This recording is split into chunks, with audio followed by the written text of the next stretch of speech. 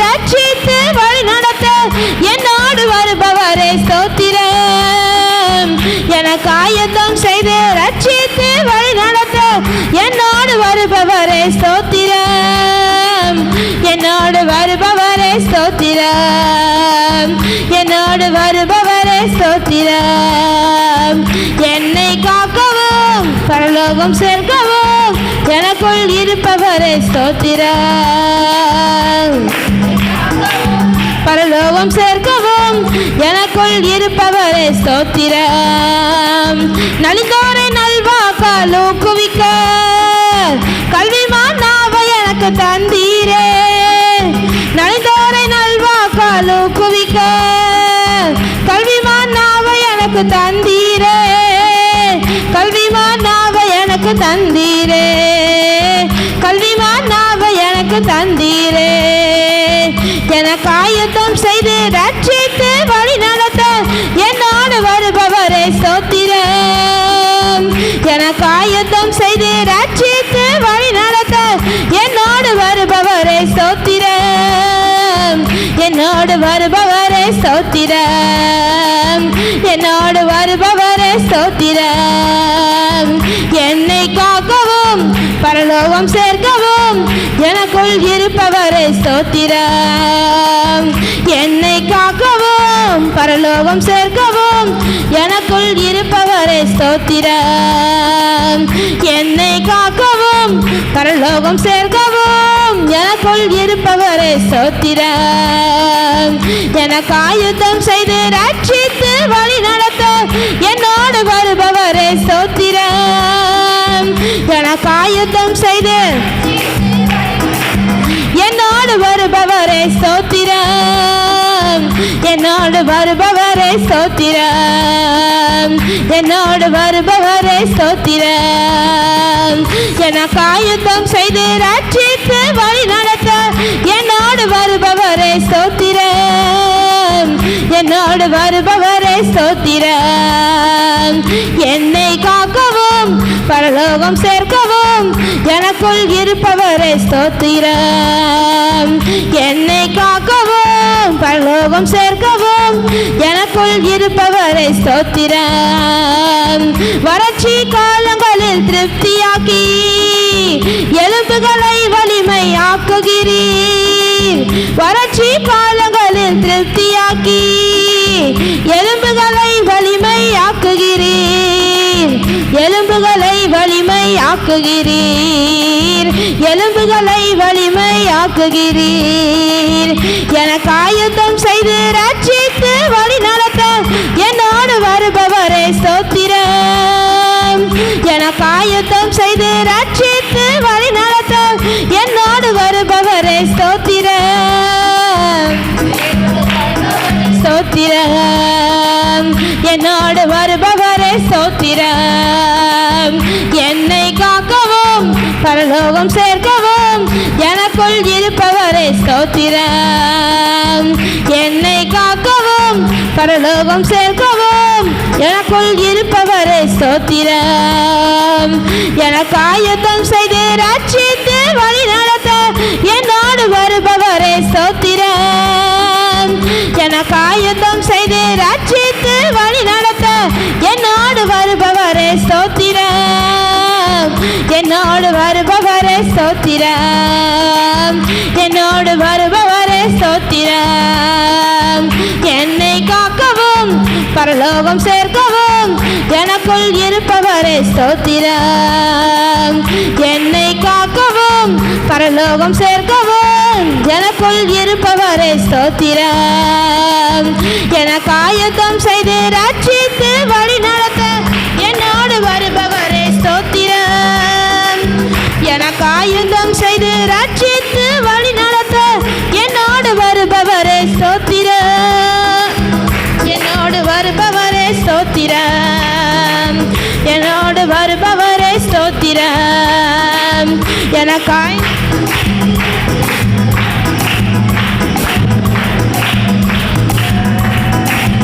என்னோடு வருபவரே ஸ்தோத்திரம்.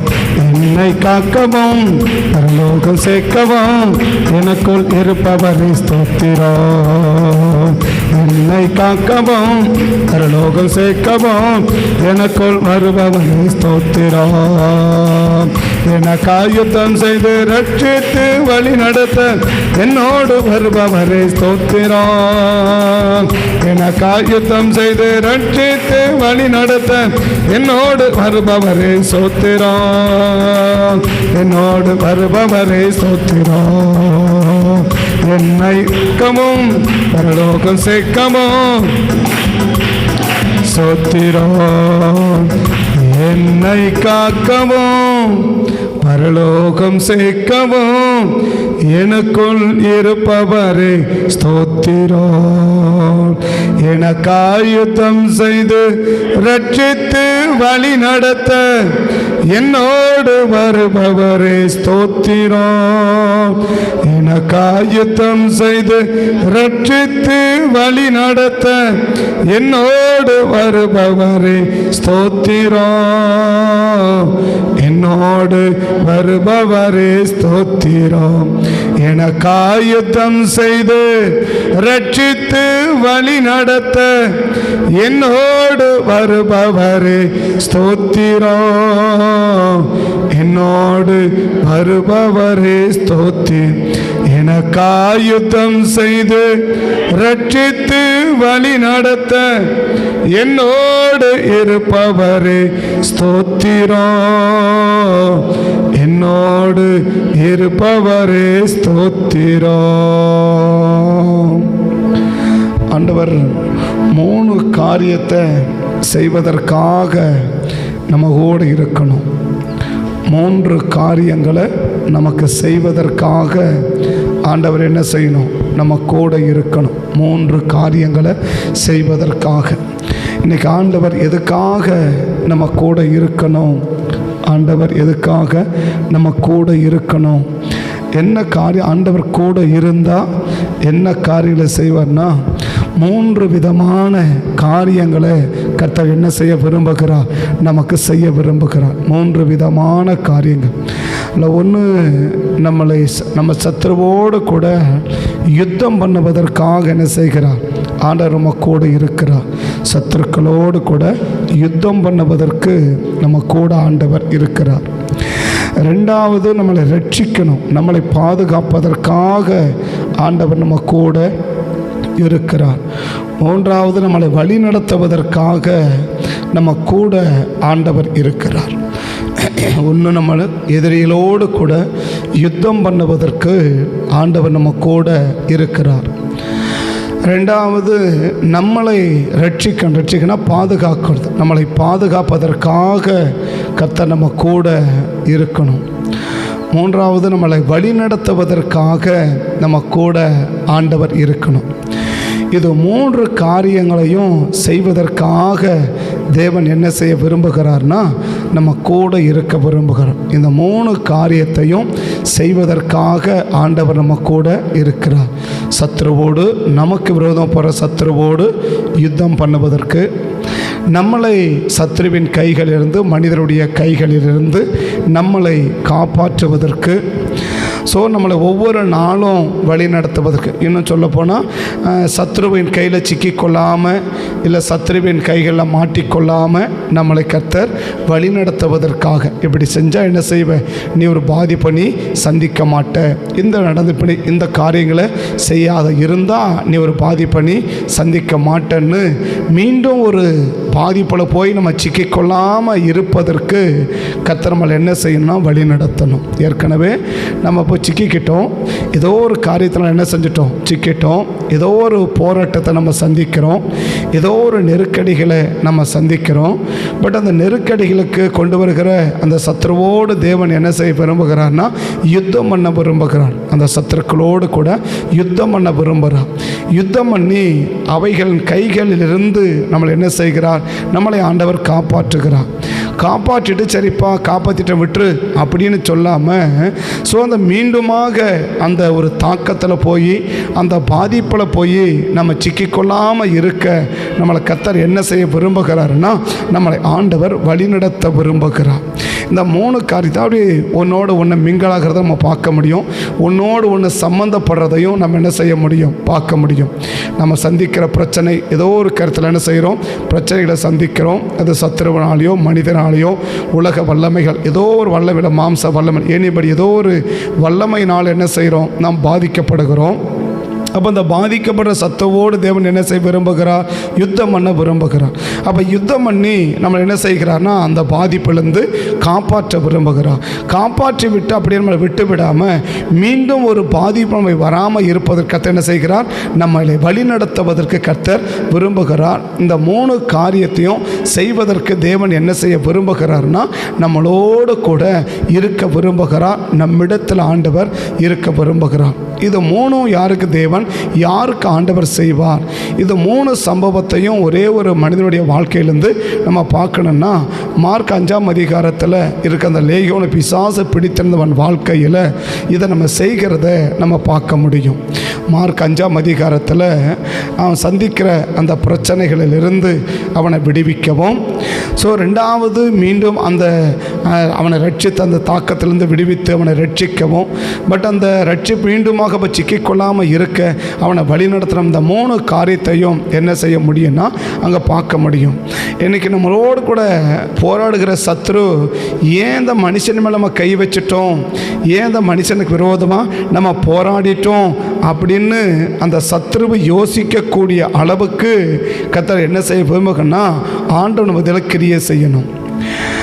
சத்ரு நாளைக்கு நினைக்கணும், என்ன நினைக்கணும், ஏன் இந்த மனுஷனுக்கு விரோதம் நம்ம போராடிட்டோம், ஏன் இந்த குடும்பத்துக்கு விரோதமாக நம்ம போராடிட்டோம், ஏன் இந்த மனுஷனுக்கு விரோதம் நம்ம எழும்பி செயல்பட்டுட்டோம், கமன் இவனுக்கு விரோதம் செயல்படாமல் இருந்திருப்போம்னா நம்ம நல்லா இருந்திருக்க முடியுமே, தேவையில்லாத என்ன பண்ணிட்டோம், போய் நம்ம இந்த மனுஷனுக்கு விரோதமாக போராடி நம்ம ஒரு பெரிய பாதிப்பை நம்ம சந்திச்சிட்டோமே, கமன் இவங்க மேலே கையை வைக்காம இருந்தால் கூட நல்லா இருந்திருக்குமே அப்படின்னு சத்ருவை யோசிக்கிற அளவுக்கு தேவன் என்ன செய்ய விரும்புகிறார்னா யுத்தம் பண்ண விரும்புகிறார். அதாவது காலையில் அந்த கிளியராக அந்த வார்த்தையை கற்று சிந்தலை உணர்த்துறார். சத்துரு யோசிக்கணும், என்ன யோசிக்கணும், எதுக்கு இந்த மனுஷனுக்கு விரோதமாக, எதுக்கு அந்த பிள்ளைக்கு விரோதமாக, எதுக்கு அந்த குடும்பத்துக்கு விரோதமாக என்ன பண்ணிட்டோம், நம்ம போனோமோ தெரியாமல் என்ன பண்ணிட்டோம், இந்த குடும்பத்தில் நம்ம கை வச்சுட்டோமே, தெரியாமல் இந்த மனுஷனம் நம்ம கை வச்சுட்டோமே, தெரியாமல் இந்த குடும்பத்தை போராடிட்டோமேன்னு சொல்லி சத்துரு யோசிக்கிற அளவுக்கு, சத்துரு யோசனை பண்ணக்கூடிய அளவுக்கு தேவன் என்ன செய்ய விரும்புகிறார்னா நமக்காக கர்த்தர் யுத்தம் பண்ண விரும்புகிறார். நம்ம யுத்தம் பண்ணால் ஒன்றும் செய்ய முடியாது. கர்த்தர் யாருக்காக யுத்தம் பண்ணுகிறாரோ அப்படி கர்த்தர் யுத்தம் பண்ணும்போது அந்த பாடல் வர அடுத்த வரி பார்க்க முடியும். ஒரு வழியாய் சத்துரு ஓடி வந்தா அவன் 7 வழி என்ன செய்வான், ஓடுவான். உபாகம் 28 அழகாக அதை என்ன செய்ய முடியும் பார்க்கணும். ஏற்கனவே வாக்குத்தத்தத்தில் செய்தியை கவனிச்சிருக்கிறோம், ஆனால் அதை சமர்ப்பட நல்லா இருக்கும். உபாகம் 28 உனக்கு ஒரு வழியாய் எதிரி ஓடி வந்தா அவன் 7 வழி என்ன செய்வான், புறப்பட்டு போகுவான் என்று உபாகம் 28ஆம் அதிகாரத்தில் நம்ம கவனிக்க முடியும்.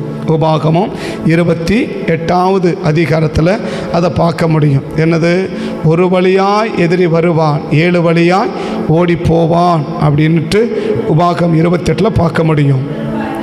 ஒரு வழியாய் விரதமாய் வருவார்கள், 7 வழியாய் புறப்பட்டு என்ன செய்வார்கள், போவார்கள். ஒரு வழியாக வருகிறவன் எத்தனை வழியாக போகணும்னா 7 வழியாய் ஓடி சத்ரு சிதற போகணும்.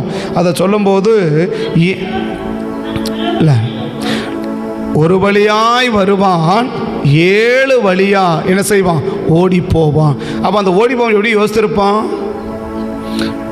அதாவது சிதறடிக்கிறார் ரேவன். அந்த சிதறடிக்கிறது கர்த்தர் யுத்தம் செய்யும்போது அந்த சத்ருவை என்ன செய்யணும், வரும்போது எப்படி வராங்கன்னா அப்படி ஒன்றா சேர்ந்து வராங்க. எதுக்கு, அப்படி போராடுவோம், அப்படி அழிக்கவும், ஒரு தாக்கத்தை உண்டாக்குவோம் அப்படி என்ன செய்கிறாங்க, அப்படி ஒன்றா சேர்ந்து வரான்.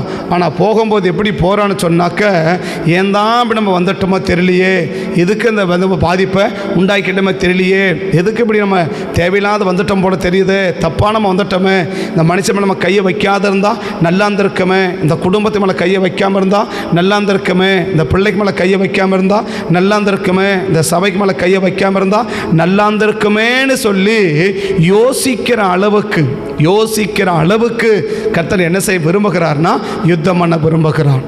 நாட்டில் அசீரிய ராஜா பெரிய ஒரு சாம்ராஜ்யம். அந்த அசீரிய சாம்ராஜ்யம் எல்லா ஊரும் என்ன பண்ணிட்டு வரான், அப்படி வெற்றி பெற்றுட்டு வரான். எல்லா ஊர்லையும் வெற்றி பெற்று கையை வச்சதுனால அவனுக்கு எங்கேயும் கையை வைக்க வச்சுட்டான்னா கடைசியாக யூதாவிலையும் கையை வைக்க ஆரம்பிச்சிட்டான். யூதாவில் என்ன செய்ய ஆரம்பிச்சிட்டான், கையை வைக்க ஆரம்பிச்சிட்டான்.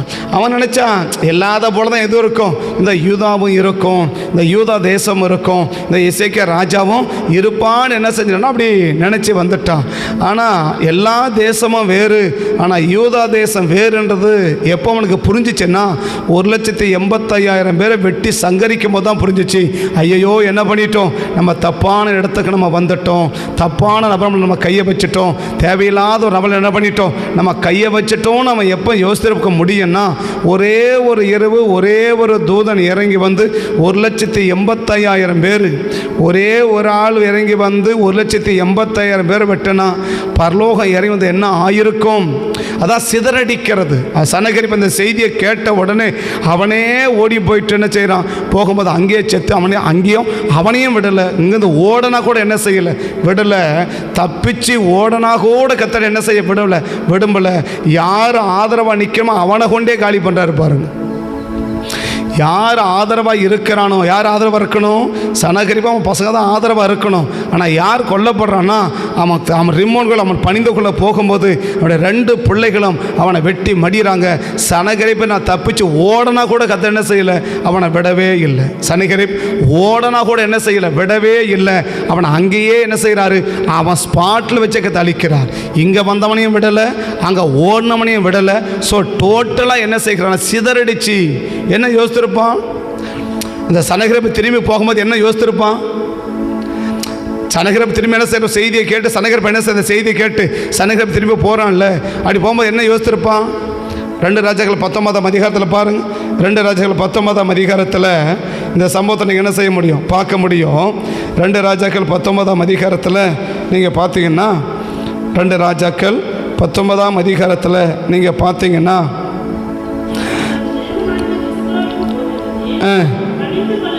பணிந்து கொள்ளுகிற போது அவன் குமாரர் அவனை பட்டயத்தினாலே வெட்டி போட்டு, எங்க வெட்டி போடுறாங்க, அவன் ஊர்ல அவன் பசங்களை ஓடனா கூட விடலை. இங்க 1,85,000 பேர் வெட்டினது மட்டும் இல்லை, 1,85,000 பேர் இங்க சங்கரிச்சது மட்டும் இல்லை, அவனை எங்க போனா கூட விடலை. புரியுதா நான் சொல்றது, புரியுதா? கர்த்தர் யுத்தமானவர் அன்று ராத்திரியிலே சம்பவித்தது என்னவெனில், கர்த்தருடைய தூதன் புறப்பட்டு அசிரியன் பாளையத்தில் 1,85,000 பேரை சங்கரித்தார்கள். அதிகாலமே எழுந்திருக்கும் போது இதோ அவர்கள் எல்லாரும் செத்த பிரேதங்களாய் கிடந்தார்கள்.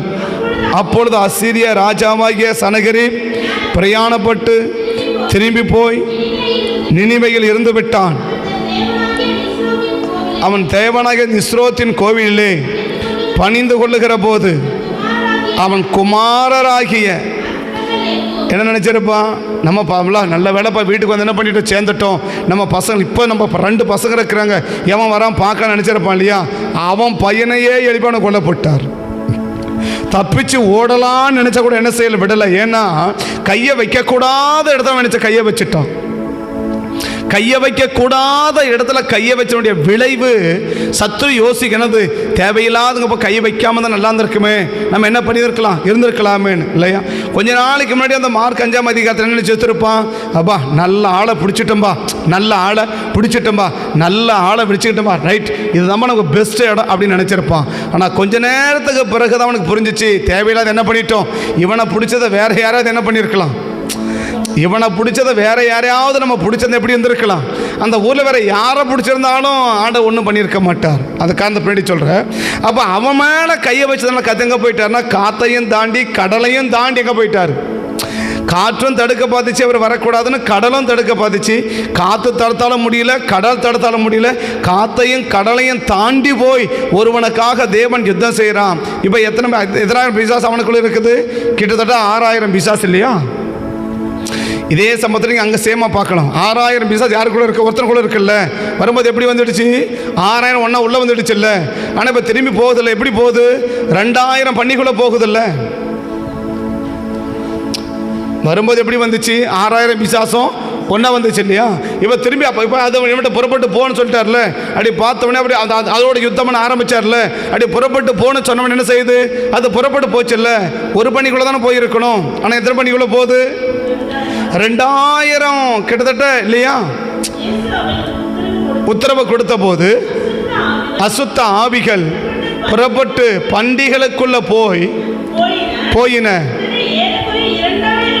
உடனே ஏறக்குறைய 2000 பண்டிகளுக்குள்ள அந்த கூட்டம் என்ன செஞ்சிச்சு? அப்போ எப்படி போச்சு? அப்படி சிதறகிறத பார்க்க முடியும். வரும்போது எப்படி வந்து அப்படி கூட்டமாக ஒருத்தனோட வந்துடுச்சு. ஒருத்தனோட என்ன செய்து இருக்குது. ஆனால் இப்போ ஆண்டவர் அதோட கூட யுத்தமான ஆரம்பித்த உடனே ஏண்டா அந்த மனுஷன் என்ன பண்ணிட்டோம்? நம்ம கையை வச்சுட்டோமே. ஏண்டா அந்த மனுஷன் மேலே கையை வச்சுட்டோமே. யோசேப்பை குழியில் தூக்கி போடும்போது யாருக்கு தெரியல? ஒருத்தரும் பிரச்சனை தெரியல. இப்போ சிமியோனை தூக்கி ஜெயிலில் போடும்போது என்ன பேசிக்கிறான் அவன்? ஏண்டா தேவையில்லாதவன் நம்ம என்ன பண்ணிட்டோம்? அவன் மேலே நம்ம கையை வச்சுட்டோமே. தேவையில்லாதவனுக்கு பிரச்சனையை பண்ணிட்டோமே. தேவையில்லாத மனசை நோக்கடிச்சிட்டோமே. தேவையில்லாமல் அவனை கஷ்டப்படுத்திட்டோமே. தேவையில்லாமல் விசனப்படுத்திட்டோமே. அவன் மேலே கையை வச்சு தாண்டா என்ன செய்யுது? அந்த பாவம் இன்னைக்கு நம்மளை சுற்றி என்ன பண்ணுது? அடிக்குது. அவன் மேலே மட்டும் கையை வைக்காம தானே இந்த பிரச்சனை நமக்கு இருந்திருக்காது. இந்த போராட்டமே நமக்கு இருந்திருக்காது அப்படின்னு என்ன பண்ணிச்சு? கொஞ்ச நாள் பிறகு யோசிக்க ஆரம்பிச்சிட்டான்ல. கொஞ்ச நாளைக்கு ஒரு 15 வருஷத்துக்குள்ள என்ன செய்ய ஆரம்பிச்சிட்டான்? ஒரு 15-20 வருஷத்துக்குள்ள இல்லையா?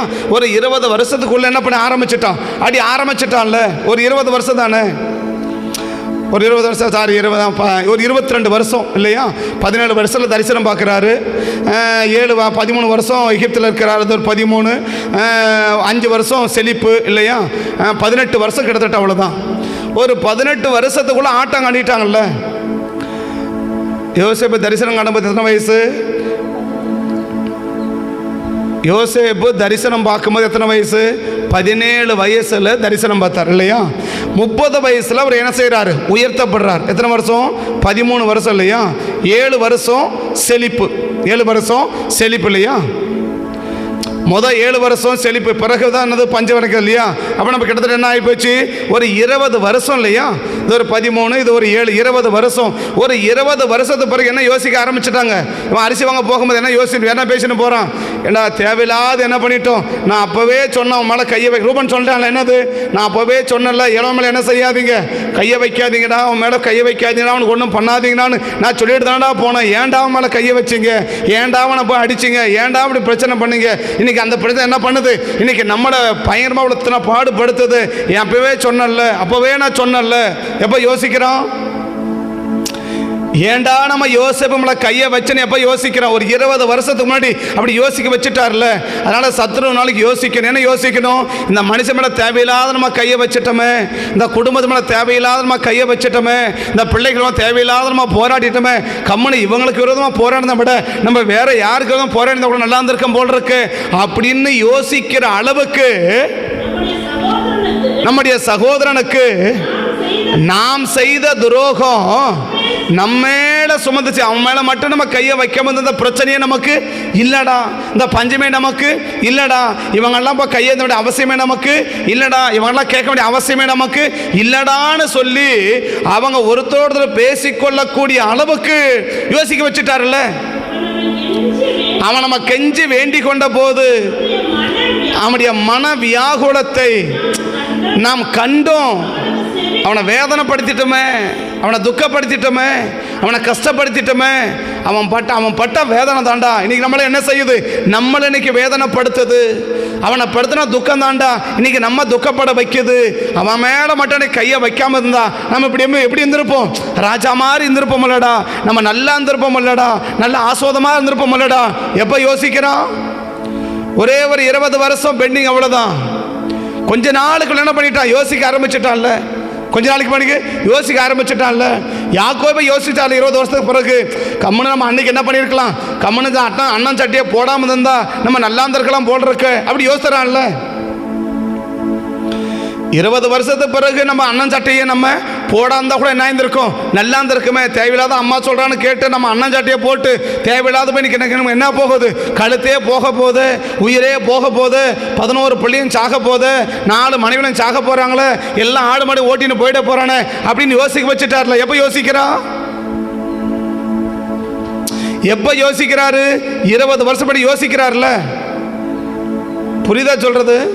யாக்கோபு 40 வயசில் போனார் இல்லையா, 20 வருஷம் அங்கே இருந்துட்டார்ல, திரும்பி வராருல. அப்போ என்ன யோசிக்கிறாரு, 400 பேரோட எதிர்த்து வரான், ஏசா வரான்னு சொன்ன உடனே, வேலைக்காரன் சொன்ன உடனே என்ன யோசிப்பார் இப்போ, ஐயோ என்ன பண்ணிட்டோம், கம்மனை வீணா அன்றைக்கி நம்ம அதை தப்பு பண்ணிட்டோமேடா, அன்றைக்கி இந்த பிரச்சனை அண்ணன் சட்டையை போடாமல் இருந்தா நல்லா இருந்திருக்கிறோமே, அண்ணனை போல ஆக்ட் பண்ணாமல் இருந்தா நல்லா இருந்திருக்கலாம் போல் இருக்க இல்லையா,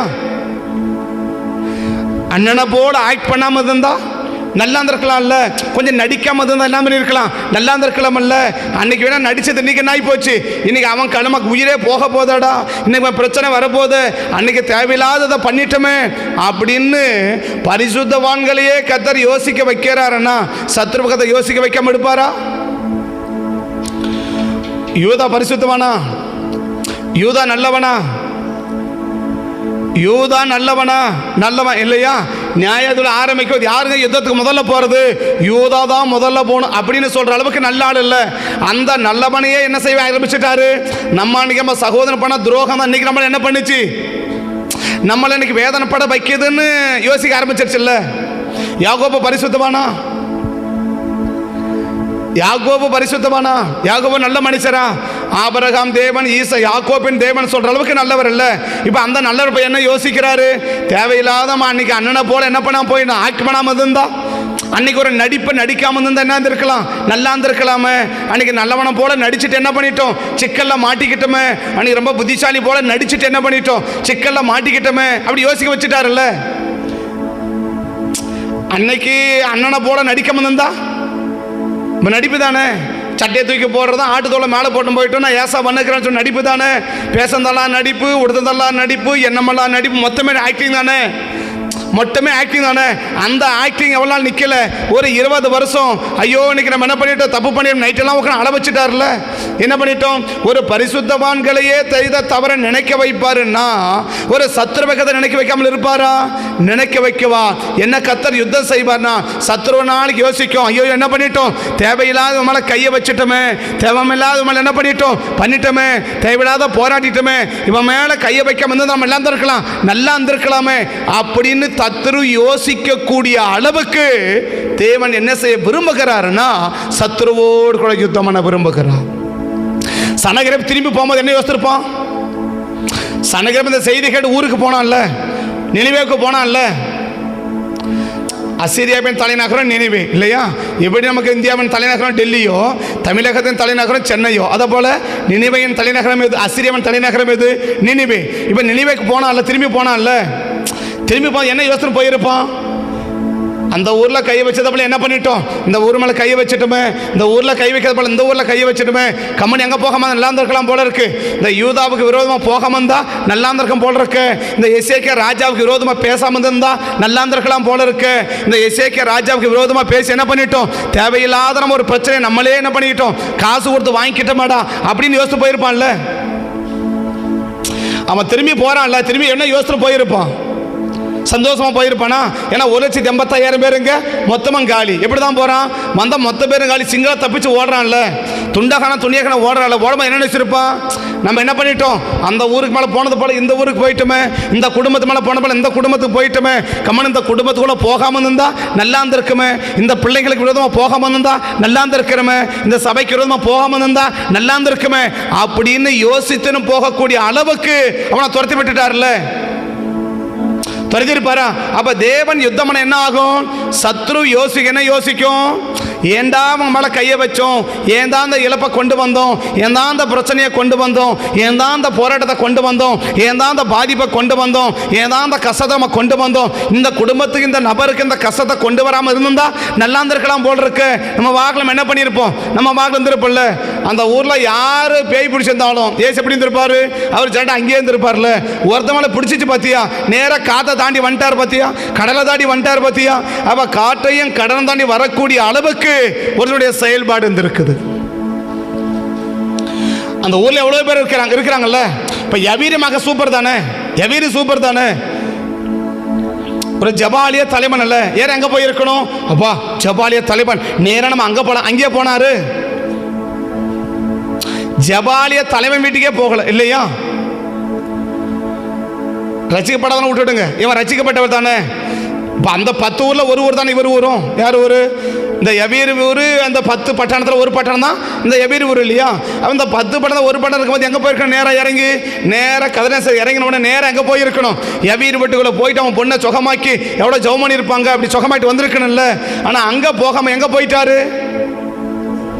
எங்கே போயிட்டாரு, நேராக அப்படி கடலை இருக்கு, நேராக அந்த பிசாசு பிடிச்ச கொண்ட போயிட்டார்ல, காத்தா தாண்டி போயிட்டார்ல, கடலை தாண்டி போயிட்டார்ல. அவர் வராத வரைக்கும் அது ரொம்ப கொண்டாட்டம் தான் இல்லையா. அவர் வந்த பிறகு தான் தெரியுது, ஐயோ என்ன பண்ணிட்டோம், தப்பான இடத்துல என்ன பண்ணி நம்ம கையை வச்சுட்டோம், ஒரு தேவையில்லாத நபர்கள் என்ன பண்ணிட்டோம், கையை வச்சுட்டோம், நெருப்புக்கு மேலே கையை வச்சுட்டோம். இப்போ நம்ம என்ன செய்யலை, சுடாமல் விட மாட்டிருக்கு.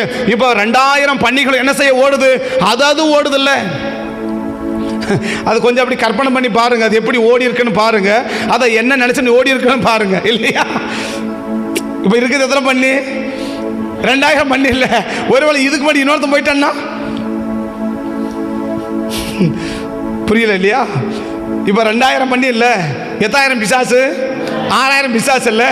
இப்போ என்ன செய்யுது, ஒருவேளை ஒரு பன்னிக்குள்ள ஒரு பேய் தான் பிடிக்குன்னு வச்சுக்கோங்களேன், ஒரு பன்னிக்குள்ள ஒரே ஒரு பேய் தான் பிடிக்குன்னு வச்சுக்கோங்களேன். இப்போ அந்த பன்னிக்குள்ள போயிட்டாக்க அடுத்த பன்னிக்கு என்ன கிடைக்காது, இப்போ அடுத்த பேய்க்கு என்ன கிடைக்காது, இடம் கிடைக்காதுல்ல. அது எங்கே ஓடுறது, அப்போ எப்படி ஓடிக்க நினைக்கிறீங்க, நீ முன்னையா நான் முன்னையா, நீ முன்னையா நான் முன்னையா, அடிச்சு பிடிச்சி நான் சொல்ல அந்த கூட்டம் நெரிச்சல தப்பிச்சு ஓடுவான் பார்த்தீங்களா, ஆளை மெரிச்சு திருச்சி எல்லாம் ஓட்டு அப்படி தப்பி நம்ம தப்பிச்சா போதும் ஓடுவான் பார்த்தீங்களா. அப்படி என்ன இருக்கு, எனக்கு ஒரு பன்னி கிடைச்சா, எனக்கு ஒரு பன்னி கிடைச்சா போதும், எனக்கு ஒரு பன்னி கிடைச்சா போதும் அப்படி ஓட வச்சுட்டார்ல. ஏன் ஓட வச்சாரு, தேவையில்லாத ஒரு மேல என்ன வச்சுட்டேன், கையை வச்சுட்டேன். வேற யாருக்கு மேல கையை வச்சிருந்தா கூட கண்ணு இருக்க மாட்டாரு. ஆனா அவன் மேல கையை வச்சுட்டியே, அவன் மேல கையை வச்சுட்டியே. சத்ரு யோசிக்கணும், அவன் மேல நம்ம கையை வச்சுட்டோமே, தேவையில்லாத நம்ம முட்டாள்தனமா என்ன பண்ணிட்டோம், போக மேல கையை வச்சுட்டோமே, இந்த குடும்பத்தில் தேவையில்லாத போயிட்டோமே, இந்த பிள்ளைகளுக்குள்ள தேவையில்லாத போயிட்டோமே, இந்த இடத்துக்கு தேவையில்லாத போயிட்டோமே, வீணா தப்பு பண்ணிட்டோமே, வீணா தப்பு பண்ணிட்டோமே. ஒரு பரிசுத்தவான்களையே கத்த யோசிக்க வைப்பார் அண்ணா, பிசாசகத்தை யோசிக்க வைக்க இருப்பார்னா, யோசிக்க வைப்பா. சத்தமோடு அந்த பிசாசோடு கூட தேவன் யுத்தம் பண்ணவர்னா என்ன சம்பவிக்கும், ஏண்டா இவன் மேல கையை வச்சோம் அப்படின்னு. நான் திரும்ப ஒருவேளை இந்த 1000 பன்னீர் செத்து போச்சு இல்லை, 2000 மணி கடலை ஒன்று செத்து போச்சா, இப்போ அதை கடலை தங்குறது அது தங்குற இடம் இல்லை. சரிப்பா திரும்ப என்ன செய்யலாம், நம்ம அவனுக்குள்ளேயே போகலாமே, அப்படி வந்திருக்குமா. இப்போ திரும்ப என்ன செய்யலாம், அந்த நம்ம விட்டு வந்தோம்ல அந்த வீட்டுக்கே போகலாமே அப்படின்னு நினச்சிருக்குமா. அப்படி என்ன சொல்லியிருப்பா, பக்கம் பலாருன்னு போட்டிருப்பா, என்னென்னு போட்டிருப்பா, ஏற்கனவே நம்ம பட்ட பாடு படாத பாடுபட்டு ஒரு பன்னி கிடைக்கிறதுக்கு, ஒரு பன்னி கிடைக்கிறது நம்ம பட்ட பாடு, அவ்வளோ பாடப்பட்டு ஓடி வந்து உள்ள போகிறோம், திரும்ப எங்கே போக கூப்பிடுறேன், அங்கே போக கூப்பிடி வேடா அப்படின்னு போட்டிருப்பான்ல. ஏன் எங்கே வேணா கூட போக சொல்ல, எங்கே மட்டும் போக சொல்லாத, எங்க வேணா கூட கூப்பிடு, ஆனா எங்க மட்டும் கூப்பிடாத, அந்த ஒரு ஆளுக்கு மட்டும் என்ன பண்ணாத, கூப்பிடாத. ஏன், அவன் மேல கைய வச்சா காத்தையும் தாண்டி வந்துருவாரு, கடலையும் தாண்டி வந்துருவாரு, நம்மளை பன்னிக்குள்ள கூட விட மாட்டாரா. ஒரு பயம் இருக்குல்ல, ஒரு யுத்தம் நடக்கல. இந்த யுத்தம் எப்படி நடக்கும், இந்த யுத்தத்தை தேவன் யாருக்கு செய்ய விரும்புகிறார், சத்ருவோடு தேவன் என்ன செய்ய விரும்புகிறார், யுத்தம் பண்ண விரும்புகிறார். சரி யுத்தம் பண்ணார், ஆகமத்து என்ன போச்சு, அதை முடிஞ்சு போச்சு. இப்போ என்ன செய்ய விரும்புகிறார், அவைகளை நான் காப்பாற்றி வஸ்திரம் தச்சுப்படி உட்கார்ந்துருக்கிறான், அழகா உட்கார்ந்துருக்கிறான். இதோட முடிக்கல, அடுத்தவனுக்கு வழிகாட்டணும், அடுத்தவனுக்கு வழிகாட்டணும். இன்னைக்கு யாருக்காக தேவனது யுத்தம் செய்ய விரும்புகிறாருன்னா, காட்டுகிற பாதையில் உற்சாகத்தோடு கூட பயணிக்கிறவனுக்காக கர்த்தர் யுத்தம் பண்ண விரும்புகிறார்.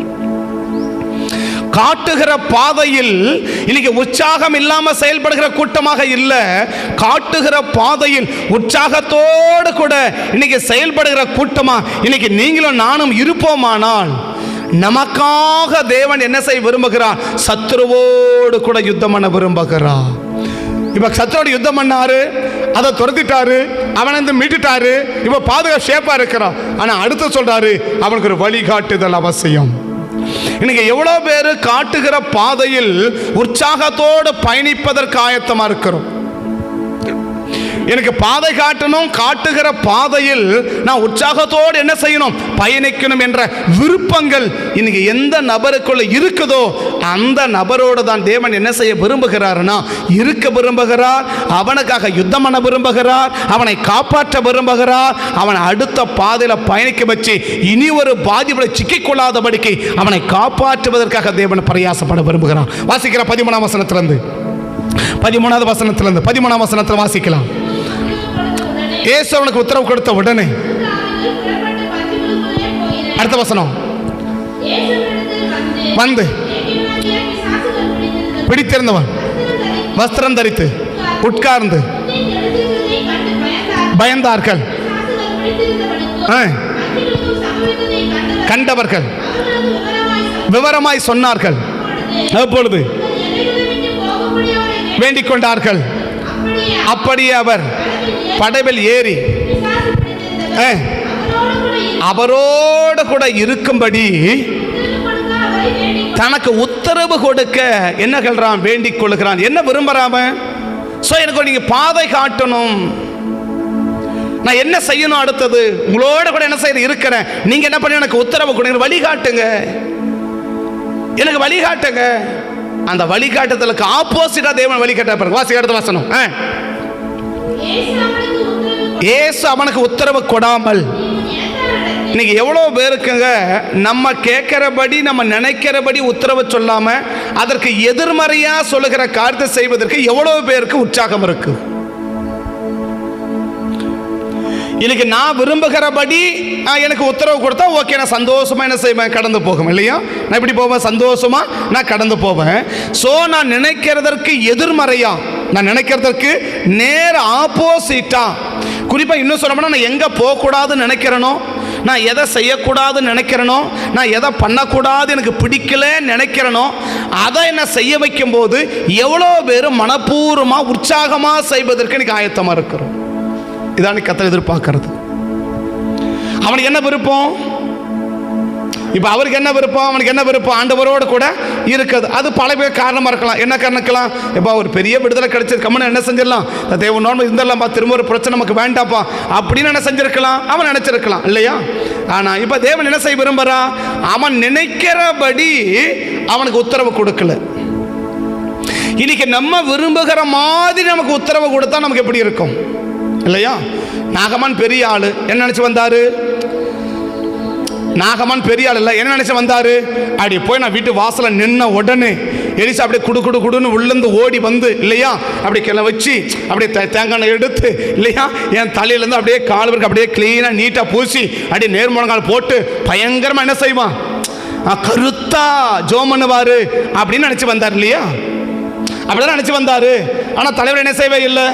நாகமான் வந்திருக்கிறான். அப்படியா, சரி போயிட்டு என்ன பண்ண சொல்லு, யோர்தானை போய் குடிச்சிட்டு போக சொல்லு அப்படி சொல்லிட்டாருல்ல.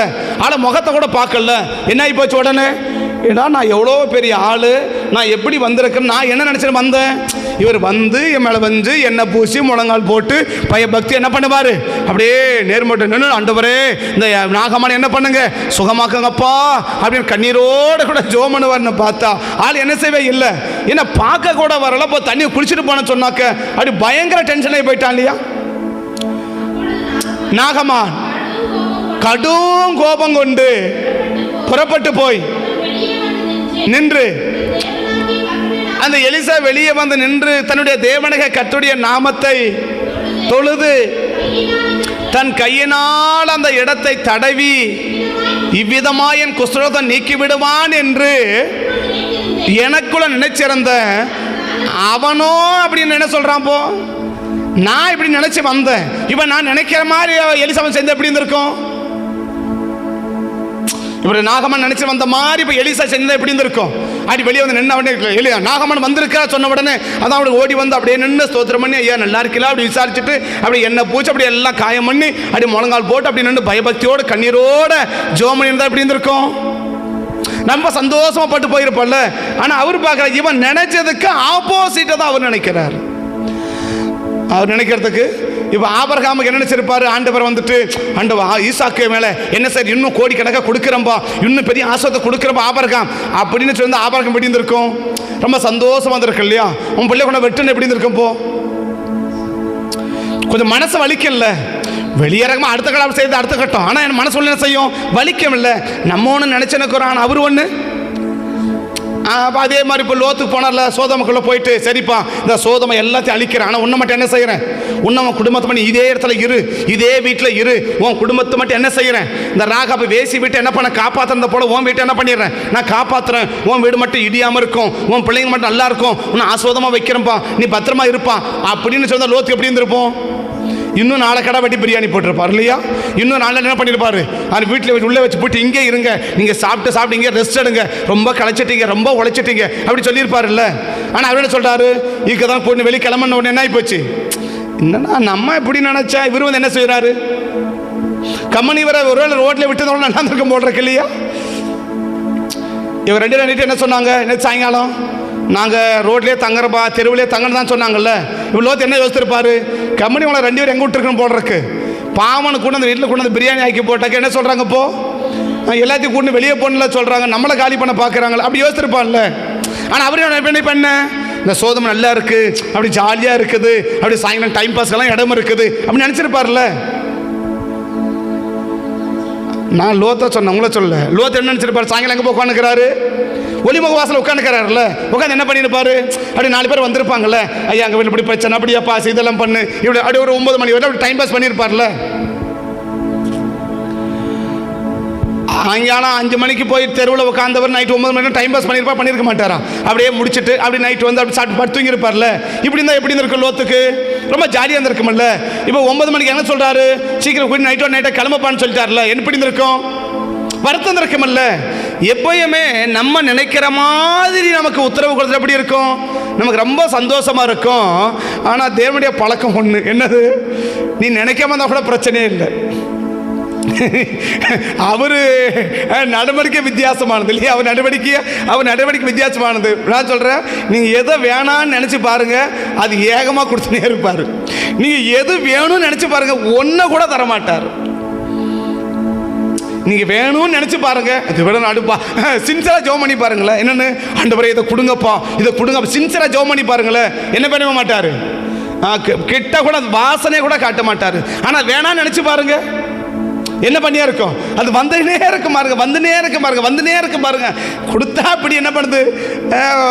1 மாசம் கொடுத்துட்டாரு இல்லையா? 1 மாசம் என்ன பண்ணிட்டாரு? அப்படி காசோட வாயில சாப்பிட்டோம், வாயில மூக்கில் வர்ற அளவுக்கு என்ன பண்ணிட்டாரு? 1 மாசம் அப்படி கொடுத்து அவன் சலிச்சு போயிட்டான் பார்த்தீங்களா? அந்த மாதிரி கொடுத்துருப்பாரு. அதனால என்ன பண்ணுங்க, எது ஒன்று நினைச்சத கம்மனு அமைதியாக சைலண்டாக விட்டுடுங்க, அவரே கொடுத்துருவார். அவரே என்ன போயிடுவார்? அவரே ஆண்டவரே சின்சரா எனக்கு இது வேணப்பான்னு ஜோம் பண்ணி பாருங்க. அவரு பாப்பாரு, அப்படியே இதுவா உனக்கு வேணும், சரி உட்காந்துரு, அப்படியே உட்காந்துரு, அப்படி பண்ணிருவார்ல. அப்படி பண்ணிட்டார் பாருங்களேன். அப்ப நம்ம நினைவுகள் ஒண்ணு, நம்ம நினைவுக்கு ஏற்றபடி கொடுத்தா என்ன ஆயிடுவோம்? ரொம்ப சந்தோஷப்பட்டுறோம்ல. கிதியோன் பார்த்தா 30,000 பேர் வந்த உடனே அப்படி எக்கிரி குதிச்சிருப்பார் இல்லையா? 30,000 பேர் யுத்தத்துக்கு வந்தவன் என்ன பண்ணிட்டாரு?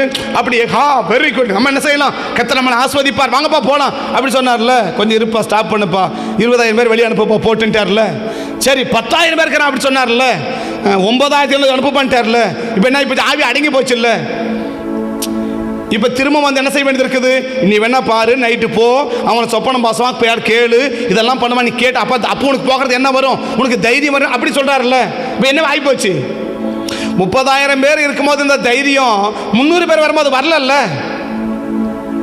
30,000 இருக்கும்போது ரொம்ப குஷி ஆயிட்டார்ல. ஆனால் அதே 300 ஆகும்போது என்ன இருக்கணும்? ஓ கர்த்தர் கூட அப்படி சொல்லியிருக்கணும்ல. இவ திரும்பவும் ஆண்டவன் என்ன செய்யற வந்து ஏற்கனவே 2 தரிசனம் காட்டுறது மட்டும் இல்லை, இப்போ வந்து என்ன செய்யணும்? நீ எழுந்து உன் கூட யாரை கூட்டின்னு போ, இவனை மட்டும் கூட்டின்னு போ, அப்படி குடும்பம் அங்கே போய் நின்று அவன் என்ன பேசுகிறான்னு கேளு. அதுக்கு பிறகு உனக்கு என்ன வரும், அங்கே போகிறதுக்கு உனக்கு என்ன வரும், உற்சாகம் வரும். அப்போ திரும்பவும் அவனை சொல்லி உற்சாகப்படுத்தல. அப்போ என்ன ஆகி போச்சு, ஆவி அடங்கி போயிடுச்சுல்ல. ஏன் அடங்கி போச்சு, நம்ம நினைக்கிற மாதிரி என்ன செய்யலை, கர்த்தர் கொடுக்கலையே. நம்ம நினைக்கிற மாதிரி கொடுத்தா நம்ம என்னைக்கு காணாத உருப்படி இல்லாமல் போயிட்டு போம். அதனால தான் கர்த்தர் என்ன பார்க்குறாரு, நீ நினைக்கிற மாதிரி கொடுத்தா எப்படி ஆகிடுவேன், நீ உருப்படி இல்லாமல் போயிடுவேன். அதனால் உனக்கு உருப்படி ஆக்கணும் முதல்ல, இல்லையா?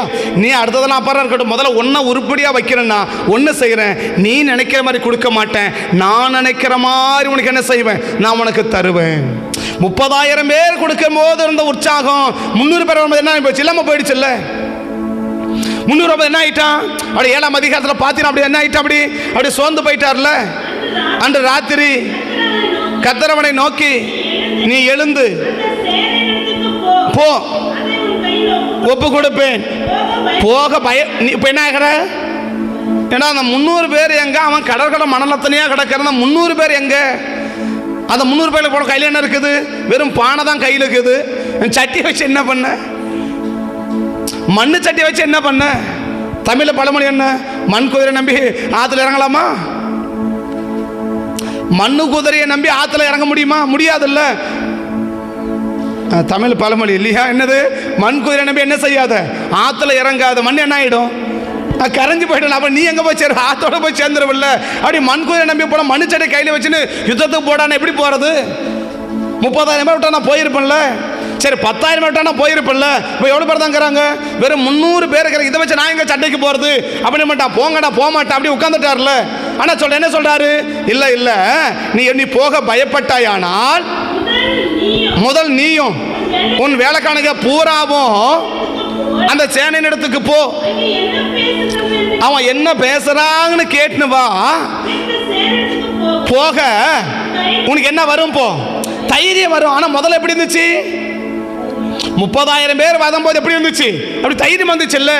சரி ஓகே நான் போறேன்னு சொன்னால. ஆனால் 300 பேர் வரும்போது போக முடியல. நாம் நினைக்கிற மாதிரி நமக்கு உத்தரவு கொடுத்தா எவ்வளவு உற்சாகமாக இருப்போமோ அதே அளவுக்கு நாம் நமக்கு நினைப்பதற்கு எதிர்மறையாய். இப்போ அவனுக்கு என்ன யோசனை, ஐயா நான் உங்க கூடவே இருக்கிறேன் ஐயா. ஆனால் அவர் என்ன சொல்லிட்டாரு, என் கூடவெல்லாம் வேணாம், நீ முதல்ல உன் வீட்டுக்கு போன்னு சொல்லிட்டார்ல. நான் செஞ்சதப்ப எங்க அறிவி, உன் வீட்டாருக்கு அறிவின்னு சொல்லிட்டார்ல. இப்போ வீட்டு தானே போக கஷ்டமா இருக்குது. ஏன் கஷ்டமா இருக்கு, நான் அப்படிலாம் சுற்றின்னு கிடந்தெல்லாம் என்னை யார் வந்து பார்த்தா, என்ன யார் விசாரிச்சா, எனக்கு யார் எனக்கு என்ன பண்ணாங்க, நான் ஏன் அங்கே போகணும், நான் ஏன் அவங்ககிட்ட போய் பார்க்கணும், நான் ஏன் அங்கே பார்க்க விரும்பல, உன்னை பார்த்தாலும் என்ன ஆக மாட்டிருக்கு அப்படி யோசிச்சான்ல. கல்யாணம் படுத்துன்னு கிடந்தான்ல. அப்பா வந்து பார்த்தாரா, அம்மா வந்து பார்த்தாங்களா, அண்ணன் பேர் வந்து பார்த்தானா, இல்லை ஒருவேளை கல்யாணம் கடந்த மனைவி பார்த்துருப்பால, ஒன்று ஆளும் பார்க்கல. அவன் பணத்தோட பணமாக கிடந்தான்ல. இப்போ என்ன யோசிப்பான், இது வரைக்கும் நான் அனாதையாக வாழ்ந்துட்டேன், இப்போ இவன் எப்படி வாழ்ந்து இருந்துடுறேன், அப்படி அனாதையாவே இருந்துடுறேன், உங்க கூடவே நான் இருந்துடுறேன் அப்படி யோசிச்சிருப்பான்ல. ஆனால் அவன் யோசிக்கிறாரு, இல்லை நீ நினைக்கிறதற்கு எதிர்மறையா ஒரு வழிகாட்டுதல் உனக்கு வரும்போது அதை செய்வதற்கு நீ எவ்வளவு உற்சாகமாக இருப்ப. நான் விரும்புகிறபடி செய்யும் போது எனக்கு என்ன வரும், எனக்கு உற்சாகம் வருமே. அதே போல எனக்கு எதிர்மறையா, எனக்கு நேர ஆப்போசிட்டா ஒரு வழிநடத்துதல் வருமானால், ஒரு வழிகாட்டுதல் வருமானால், அந்த வழிகாட்டுதல் படி பயணிப்பதற்கு எவ்வளவு பேர் உற்சாகமா இருக்கிறோம். அவன் உற்சாகத்தை என்ன அடையாளம், அவர் எங்க போய் சொன்னாரு, அடுத்த வசனம் வாசிங்க முடிக்கிறேன். இயேசு அவனுக்கு உத்தரவு கொடாமல் உன் வீட்டிற்கு போய் கர்த்தர் உனக்கு இறங்கி உனக்கு செய்தவைகளை எல்லாம் அவனுக்கு அறிவி என்று சொன்னார். இவன் எங்க போயிருக்கணும், நேராக போயிட்டு வீட்டை சொல்லிட்டு சாப்பிட்டு நிம்மதியாக படுத்து தூங்கியிருக்கணும்ல. ஆனால் அவன் எங்கே போயிட்டான், அவன் 10 அந்தபடி அவன் போய் செய்தவைகள் எல்லாம் தெக்கபோலிஸ் அப்படின்னா 10 பட்டணத்துக்கு அவன் என்ன செஞ்சிட்டான், அறிவிக்கிறான். ஏன், எனக்கு விருப்பமானதை அவர் சொல்லனா கூட அவருக்கு விருப்பமானதை செய்வதற்கு நான் உற்சாகம் கொள்றேன். வீட்டுக்கு சொல்லணும், வீட்டுக்கு மட்டுமில்ல 10 பட்டணத்துக்கு போகக்கூடிய அளவுக்கு அவன் என்ன அடைகிறான்? உற்சாகம் அடைகிறான். எதில் உற்சாகம்? தாம் விரும்புகிறத செய்வதில் உற்சாகம் அல்ல, தனக்கு காட்டுகிற பாதையை கடப்பதில் அவன் உற்சாகம் கொள்ளுகிறவனாக இருக்கிறான். அந்த 10 பட்டணத்தை செய்தது என்ன அடையாளம்? அவன் உற்சாகத்தினுடைய அடையாளம். இன்னைக்கு நம்ம விரும்புகிறபடி நமக்கு செய்யாம கர்த்தர் விரும்புகிறபடி செய்ய வைப்பாரானால், கர்த்தர் விரும்புகிறபடி செய்ய வைப்பாரானால் இன்னைக்கு எவ்வளவு பேர் சந்தோஷமா இருப்போம். ஏங்க அதெல்லாம் அங்கே போகணும்? இன்னைக்கு டக்குன்னு ஏதோ ஞாபகம் வருது. இன்னைக்கு சொல்றார், இந்த ட்ரெஸ் போட வேணாம், இந்த ட்ரெஸ்ஸை இன்னைக்கு போடுங்க அப்படின்னு வீட்டில் இருக்கிறவங்க எடுத்து கொடுத்தா எத்தனை பிள்ளைங்க சந்தோஷமா போட்டுன்னு வருவீங்க சர்ச்சுக்கு? ஏதோ ஞாபகம் வருது, ஏதோ பண்ணியிருக்கிறீங்க நடத்த காலையில் ஏதோ ஏடப்படம் பண்ணியிருக்கேன்னு நினைக்கிறேன். பார்த்து இல்லையா? வேற ஒன்றும் வேணாம், நீங்கள் ஒரு ட்ரெஸ் எடுத்து வச்சுருக்கிறீங்க, இது நீங்கள் போட்டுன்னு போகணுன்னுட்டு இல்லையா? உடனே அம்மாவா அப்பா வந்துட்டு இது வேண்டாமா, இந்த ட்ரெஸ்ஸை போட்டுன்னு போ அப்படின்னு சொன்னால் எத்தனை பேர் சந்தோஷமாக போட்டு சர்ச்சைக்கு வருவீங்க? நான் அப்பயே நினச்சேன் இது போடக்கூடாதுன்னு நினச்சேன். இந்த கையை இழுத்து இந்த கையை இழுத்து இந்த பக்கம் இழுத்து ஆக மொத்தம் அதை கலட்டி போடுற வரைக்கும் நமக்கு என்ன வராது? ஆவி அடங்காதல்ல. அதை கலட்டி போடுறதுக்கு நமக்கு என்ன வராது? ஆவி அடங்காதல்ல இல்லையா? அப்போ என்ன இருக்குது? ஒரு சாதாரண ஏதோ ஒரு காரணம் இருக்கு, சரி நமக்கு விளங்கல, ஓகே சரி கொடு அப்படி சந்தோஷம். எத்தனை பிள்ளைக்கு போடுவாங்கன்னு நினைக்கிறீங்க? ஆவியில் நிரம்பி அந்நிய பாஷை பேசுகிற பிள்ளைய கேட்குறேன். ஆவில் நிரம்பாத பிள்ளை வேண்டாம் சரியா? ஆவியில் நிரம்பி அந்நிய பாஷை பேசி ஆவியில் அப்படி துள்ளி குதிக்கிற எத்தனை பிள்ளைகள் இது வேணாம் அப்படின்னாக்க உங்களுக்கு எதிர்மறையாக ஒரு கருத்தை சொன்னால் உடனே மனப்பூர்வமாக அதை ஏற்றுக்கொண்டு செயல்படுவீங்க. இன்னைக்கு தேவன் எதிர்பார்க்கிறார்னா, நீ விரும்புகிறது அல்ல, நான் சொல்லுவதை உனக்கு உற்சாகத்தோடு செய்வதற்கு நீ ஆயத்தமான நபராக இருந்தா உனக்காக நான் யுத்தம் பண்ணுவேன். நீ எல்லாருக்கும் தேவன் யுத்தம் பண்ண விரும்பல, எல்லாருக்காகவும் தேவன் யுத்தம் பண்ண விரும்பல. ஸோ உனக்கு 1000 பிடிக்கும், எனக்கு பிடிச்சதை விட அவர் விரும்புகிறதை செய்வதற்கு நான் மன உற்சாகமாக இருக்கிறேன். அந்த எண்ணம் உள்ள நபர்களுக்காக தேவன் யுத்தம் செய்ய விரும்புகிறார். அந்த நபருக்காக தான் செய்கிறார். ஒரு வழி அவர் சத்துருவே யோசிக்கக்கூடிய அளவுக்கு இல்லை, சத்துருவே விலகி ஓடினா கூட விடாத அளவுக்கு அவனை தொடர்ந்து போய் அழிப்பதற்கு தேவன் யாருக்கு ஆயத்தமாக இருக்கிறாருன்னா, தனக்கு பிடிச்ச பாதையில் நடப்பதல்ல, தேவன் குறித்த பாதையில் நடப்பதற்கு இன்னைக்கு யார் மன உற்சாகம் உள்ளவர்கள்? இன்னைக்கு பிடிச்ச பாதையா குறிச்ச பாதையா? பிடிச்ச பாதையில் பயணிப்பதற்கு எவ்வளவு பேர் சந்தோஷம் வர்றோமோ, குறிச்ச பாதையில் பயணிப்பதற்கும் அப்படிப்பட்ட சந்தோஷங்கள் இன்னைக்கு உங்களுக்கு எனக்கும் இருக்குமானால் அந்த நபர்களுக்காக தேவன் என்ன செய்ய விரும்புகிறார்னா, கர்த்தர் யுத்தம் பண்ண விரும்புகிறார். என் விருப்பத்தை தான் நான் செஞ்சு முடிப்பேன், நான் விரும்புறதை தான் நான் செஞ்சு முடிப்பேன், எனக்கு இதுதான் எனக்கு தேவை என்று அந்த பிடிவாதத்தை நின்று தான் நினைக்கிறத செய்தே தீர வேண்டும். அது தேவனுக்கு பிரியம் இல்லை என்றால் கூட அதை தான் செய்து தீர வேண்டும் என்ற எண்ணங்களோடும் அப்படி செய்ய நபர் அல்ல.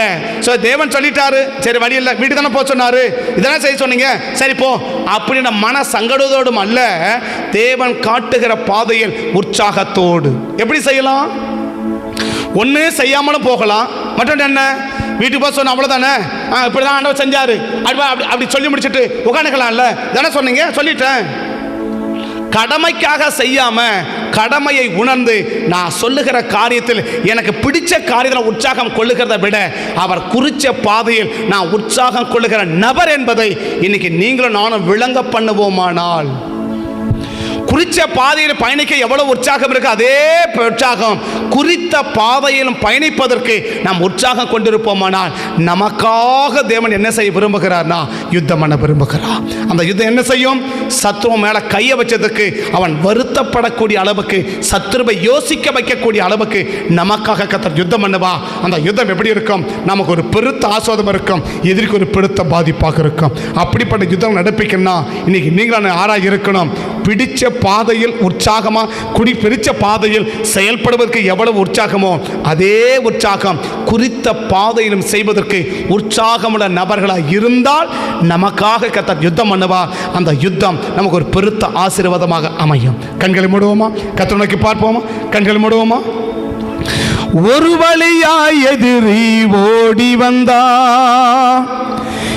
7 வழியாக துரத்திடுவீ. ஒரு வழியாய் எதிரி ஓடி வந்தான், ஏழு வழியாக துரத்திடுவி, ஏழு வழியாக துரத்திடுவி, ஏழு வழியாக துரத்திடுவி. ஒரு வழியா வருகிற சத்துருவை ஏழு வழியா துரத்த கர்த்தர் யுத்தம் பண்ணாதான் முடியும். சத்துருவை சிதறி போக பண்ண கர்த்தர் யுத்தம் பண்ணாதான் முடியும். கர்த்தர் யாருக்காக யுத்தம் பண்ணுவார் தெரியுமா? பிடிச்ச பாதையை செய்வதற்கு, பிடிச்சதை செய்வதற்கு உற்சாகம் உள்ளகிறதை போல குறிச்சதையும் செய்வதற்கு உற்சாகம் உள்ள நபர்களாக இருந்தால் நமக்காக கர்த்தர் யுத்தம் பண்ணுவார்.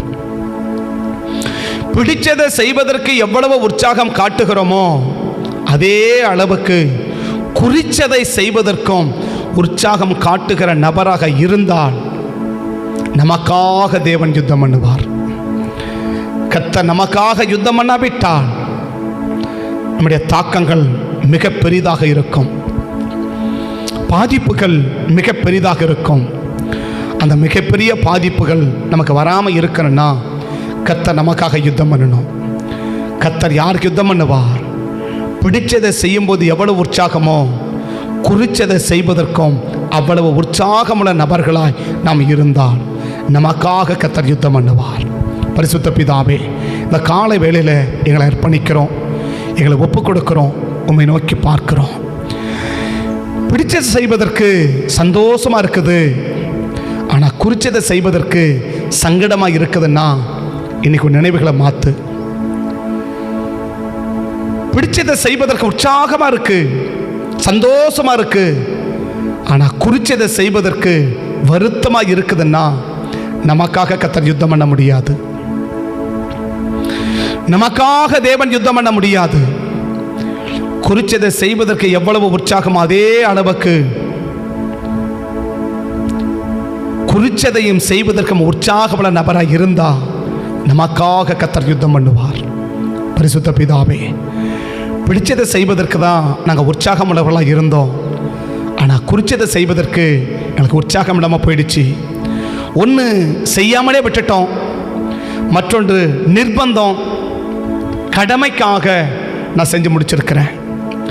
என் மனசுக்கு தெரியும் நான் ஒன்று எப்படி செய்கிறேன், பிடிச்சதை செய்யும் போது நான் எப்படி செய்கிறேன், குறிச்சதை செய்யும் போது நான் எப்படி செய்கிறேன்றது மற்றவங்களுக்கு ஒருவேளை தெரியாமல் இருக்கலாம், ஆனால் என் மனசுக்கு தெரியும், என் மனசாட்சிக்கு தெரியும். என் மனசாட்சிக்கு நான் துரோகம் பண்ண விரும்பலை, என் மனசாட்சியை நான் குற்றப்படுத்த விரும்பலை, என் மனசாட்சி குற்றப்படுத்துவதற்கு நான் இடம் கொடுக்கவும் விரும்பலை. இன்றைக்கி நான் ஒப்பு கொடுக்குறேன், இன்றைக்கி நான் அர்ப்பணிக்கிறேன். எனக்கு பிடிச்சதை செய்வதற்கு எவ்வளவு சந்தோஷமாக இருப்பனோ எனக்கு குறிச்சதை செய்வதற்கும் அதே சந்தோஷம் இமி அளவு கூட குறையாத அளவுக்கு என்னை காத்துக்கொள்ள எனக்கு அந்த காலை வெளியில் கிருபத்தாங்க சுவாமி, கிருபத்தாங்க. எந்த காரியமாக இருந்தாலும் சரி, அது எந்த காரியமாக இருந்தாலும் சரி, பிடிச்சதை செய்வதற்கு சந்தோஷமாக இருக்கிறத போலவே குறிச்சதையும் செய்வதற்கு நான் சந்தோஷமாக இருப்பேன்ப்பா. என்னை நம்பி இந்த காலை வெளியில் எனக்காக நீங்கள் யுத்தம் பண்ணுங்கன்னு சொல்லி அர்ப்பணிக்கிற ஒவ்வொரு பிள்ளைகளுக்காக இந்த காலை வெளியில் எந்தெந்த பிள்ளைகளுக்கு விரோதமாக, எந்தெந்த குடும்பத்துக்கு விரோதமாக எந்தெந்த சத்துருக்கள் எழும்பி போராடி கொண்டிருக்குதோ அத்தனை சத்துருக்களோட யுத்தம் பண்ணி இந்த காலை வெளியில் இந்த சத்துருவையெல்லாம் கதை சிதறடித்து போக பண்ணி உங்களுடைய பிள்ளைகளை ஒவ்வொருவரையும் சட்டையின் மறைவுக்குள்ள வச்சு நீங்கள் பாதுகாத்து கொள்ளும்படி ஜெபிக்கிறேன். மகிமையுள்ள கரத்தில் அர்ப்பணிக்கிறோம். காத்துக்கொண்டு ஆசீர்வதியும், நாமத்தை மட்டும் மகிமைப்படுத்தும் ஒப்பு கொடுக்கிறோம். இயேசுவின் நாமத்தில் வேண்டிக் கொள்கிறோம் நல்ல பிதாவே, ஆமே ஆமே.